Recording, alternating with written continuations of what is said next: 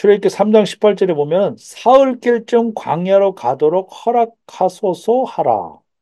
이거는 바로 왕한테 얘기할 때 우리가 사흘쯤 가다가 하나님 여호와께 제사를 드리고 다시 돌아올 테니까 허락하라 라고 그야말로 바로 왕을 꼬시는 의미에서 사흘쯤 간다는 말이지, 실제로 거기 사흘 동안 갔다는 얘기는 없다는 겁니다.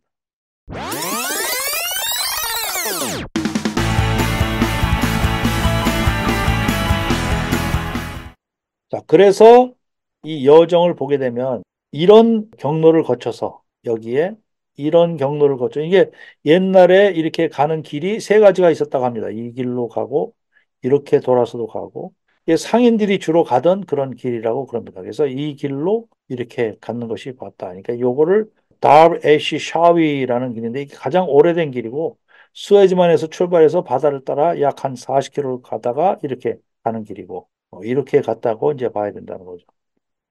요게 이제 유대 고대사에도 이 길을 택해서 갔다는 말이 나오고요. 이 위에 있는 부야마리스라는 이 길은 당연히 아니죠. 그리고 어떤 사람은 똑같이 이제 사우디 쪽의 시내산을 주장하는 사람도 홍해 바다를 이 밑으로 가서 이 밑에서 이렇게 건넜다라고 주장하는 사람도 있어요. 여기 타이트만 쪽인데 여기 밑을 건넜다고 주장하는 사람이 있어요. 그러니까 그것도 상당히 뭐 굉장히 아주 강력하게 주장을 하는데, 그래서 이제 이렇게 갔다고 보는 것이 맞겠다 싶은 거고, 그리고 이제 사흘이라는 얘기에 대해서 그게 뭐 사흘 만에 갈 수 있는 거리냐, 이 얘기를 가장 많이, 사흘 만에 갔다는 얘기가 사흘 만에 갔다는 얘기가 성경 어디에도 안 나옵니다. 출애굽기 3장 18절에 보면 사흘길쯤 광야로 가도록 허락하소서 하라. 이거는 바로 왕한테 얘기할 때 우리가 사흘쯤 가다가 하나님 여호와께 제사를 드리고 다시 돌아올 테니까 허락하라 라고 그야말로 바로 왕을 꼬시는 의미에서 사흘쯤 간다는 말이지, 실제로 거기 사흘 동안 갔다는 얘기는 없다는 겁니다. 출애굽기 8장 27절에 보니까 우리가 사흘길쯤 광야로 들어가서 뭐저고 이렇게, 그야말로 이거는 바로 왕한테 이런 식으로 말하라는 것이지 실제로 3일 걸렸다는 얘기는 아닌 거예요.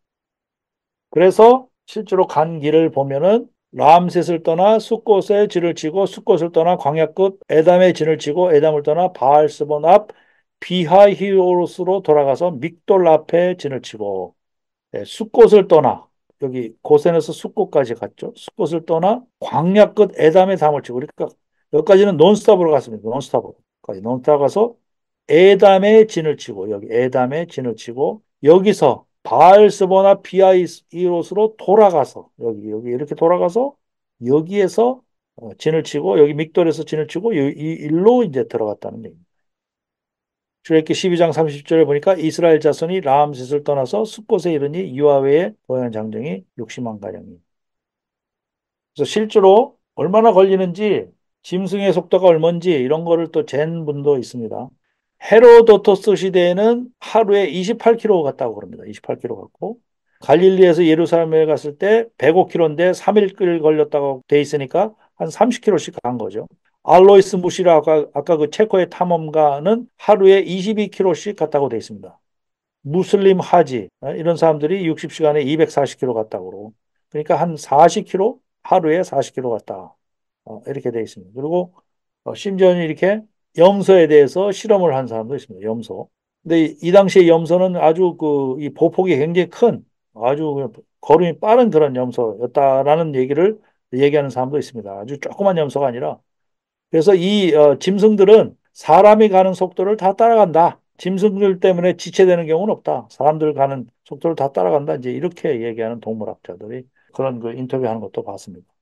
그리고 그 길 자체가 아까 보여드린 그 길 자체가 굉장히 딱딱한, 거의 아스팔트식으로 무슨 푹푹 파지는 사막길이 아니라 굉장히 딱딱한 그런 길이라고 얘기를 합니다. 그래서 걷기에 굉장히 좋고 구름기둥, 불기둥으로 인도를 하니까, 그리고 뒤에서 바로의 그 군사들이 쫓아오니까 엄청나게 빠른 속도로 갔다고 얘기를 하는 것이죠. 이제 비하이롯은 여기입니다. 비하이롯. 이스라엘 자손에게 명령하여 돌이켜 턴백 바다와 믹달서의 비하이롯.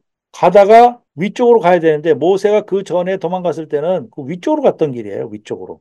바다를 걷는 게 아니라 위쪽 아까바 쪽으로 해서 이렇게 갔던 길이라서 거기에 익숙하기 때문에 그쪽으로 가려고 마음 먹은 거죠. 그쪽으로 가려고 마음 먹었는데 하나님께서 턴백 돌아서 가라 라고 명령하시는 바람에 바로 바다와 믹돌 사이의 비하이롯 앞 곧 바알스본 맞은편 바닷가에 장막을 치. 이거 바알스본이라는 것은 바알을 숭상하던 그런 제단이 있는 곳이라고 얘기를 합니다. 그 비하히롯, 비하히롯. 그래서 요 길로 이제 들어서게 되는데 요 길로 이 와디 워티어라는 곳입니다. 이게 와디 워티어. 요 길로 들어서게 되는데 요 길이 이제 외통길이죠. 여기서는 꼼짝도 못하는 요 길로 갈 수밖에 없는. 그래서 여기가 비하이롯이고 비하이롯이고 여기 에담에서 진을 치고 와서 여기 비하이롯에서 진을 치고 와디 워티어를 지나서 요렇게 간 거죠. 여기에 그 삼각주 같이 생겨져 있는데 여기에 뭐 200만이 아니라 500만 명도 있을 수 있는 엄청난 삼각주가 여기 형성이 되어 있습니다. 여기를 믹돌로 보는 거고. 그래서 이렇게 협곡을 따라와서 여기에 이제 지금 누에바는 굉장히 유명한 휴양지입니다. 여기 누에바는 굉장히 유명한 휴양지라서 여기에 어마어마한 호텔들이 뭐 줄비하게 들어서 있습니다. 이게. 이런 식으로 이제 협곡을 따라서 이게 바닷가로 갔다는 거죠. 실제로 지난번에 배를 타고 여기를 건넜을 때 찍은 사진입니다. 엄청나게 깊은 바다입니다. 이게. 한 15km 정도 됩니다. 여기가.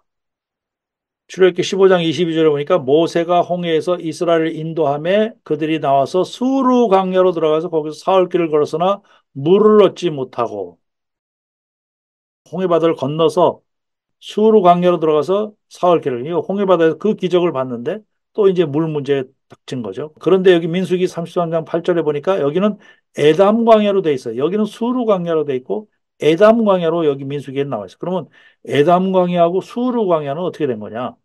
에담 광야라는 것은 경사진 지역을 얘기한다고 얘기합니다. 경사진 지역. 그러니까 에담 광야는 특정한 지명을 얘기하는 것이 아니라 이렇게 경사진 그런 그 계곡이 있는 곳은 에담이라고 얘기를 합니다. 그러니까 이쪽 홍해바다 건너기 전도 에담이고 건너고 난 후도 에담이고 그렇지만 이 수르 광야라는 건 지명인 거죠. 여기 보면 이제 에담 광야라는 것은 여기 이쪽에도 있고 이쪽에도 있습니다. 이쪽에도.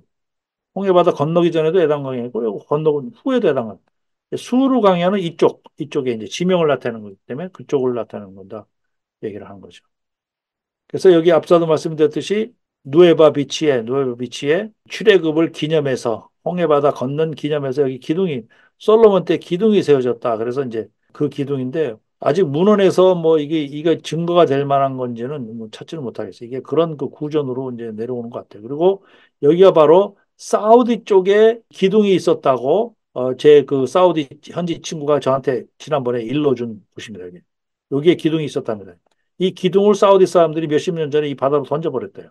근데 그 기둥이 있었다는 사실을 본 사람들이 있다. 본 사람들이 있다. 그래서 여기라는 그 지역을 알았다는 겁니다. 정확하게 여기 이렇게 반대되는 지역입니다. 여기. 자, 이사야서 19장 19절에 보니까 그날의 애굽 땅 중앙에는 여호와를 위하여 제단이 있겠고 그 변경에는 여호와를 위하여 기둥이 있을 것이요. 자, 이렇게 이제 아까 얘기했던 그이론 와이엇이라는 사람이 여기 수중에 들어가 가지고 이렇게 마차바퀴를 찾았다라고 그러는데 이제 일부 사람들은 이게 사기다 이거 이렇게 이제 얘기한 사람들이 있는 거죠. 근데 실제로 이 사람은 닥터 레너드 몰러라는 사람입니다. 스웨덴의 DNA 과학자입니다. DNA 과학자가 이 사우디 시내산 얘기 듣고 여기에 이제 완전히 미쳐가지고 자기가 스스로 이제 수중에 들어가가지고 이제 마차바퀴를 찾고 그거를 또 DNA 분석을 통해 가지고 이제 몇 년이 됐는지 뭐 이렇게 이제 했다는 것이 여기 엑소더스 케이스라는 책에 나와 있습니다. 그리고 이 사람도 그 패턴 오브 에비던스 영화에 등장해서 얘기를 하는데 이런 식으로 마차바퀴를 찾았다고 얘기를 하는데 원래 바퀴가 이렇게 선명한 게 아니라 이렇게 흔적만 있는데 이렇게 희미하게 흔적만 있는데 이거를 이제 이런 식으로 그린 거죠. 이거를 가지고 오려고 하면 이게 다 부서져 버린다면 이게 굉장히 부식돼 가지고 약하기 때문에 그래서 가지고 나오려는 그 시도는 못 하고 이거를 이런 식으로 이제 애니메이션을 통해서 이제 그린 거죠. 그래서 이런 식의 마차바퀴가 있었을 것이다 라고 추측을 한 거죠. 이런 식으로 애니메이션을 그려놓은 거예요. 그래서 이 닥터 몰러가 살아있을 때 이제 그런 그 자기가 찍어온 사진을 가지고 이렇게 설명하는 그런 상황입니다. 그래서 그 마차바퀴에 몇 개의 그 있느냐에 따라서 이제 연도를 구별해 놨어요. 네 개 있을 때는 뭐 언제부터 언제까지고, 여섯 개 있을 때는 언제부터 언제까지고, 여덟 개 있을 때는 언제부터 언제까지고, 뭐 이렇게 이제 분류를 하는데 이거를 또 반박하는 사람도 있어요. 꼭 이렇게 네 개, 여섯 개, 여덟 개에 따라서 연도를 구별할 수는 없다. 이제 이렇게 하는. 근데 실제로 그 패턴 오브 에비던스 팀이라든지 뭐 그 미국 사람들은 아까바만 해서 그 수중에 정말 마차바퀴 찾으려고 굉장히 많은 노력을 했어요. 그래서 실제로 그런 그 아주 흡사한 거를 발견을 하고 그랬는데 뭐 산소 부족으로 해서 끝까지 뭐 그 촬영하는 데 성공하지 못했고 그런 그 간증을 하는 것도 제가 인터뷰한 것도 봤습니다. 그 안에서 이렇게 소뼈, 말뼈 뭐 이런 것도 이제 발견했다고 그래요. 네, 소뼈, 말뼈 뭐 네, 온갖 그 당시에 같이 뭐 말도 빠져줄 거고 소도 빠져줄 거고 뭐 그러니까 그런 것들 이제 발견했다 이제 얘기 나옵니다.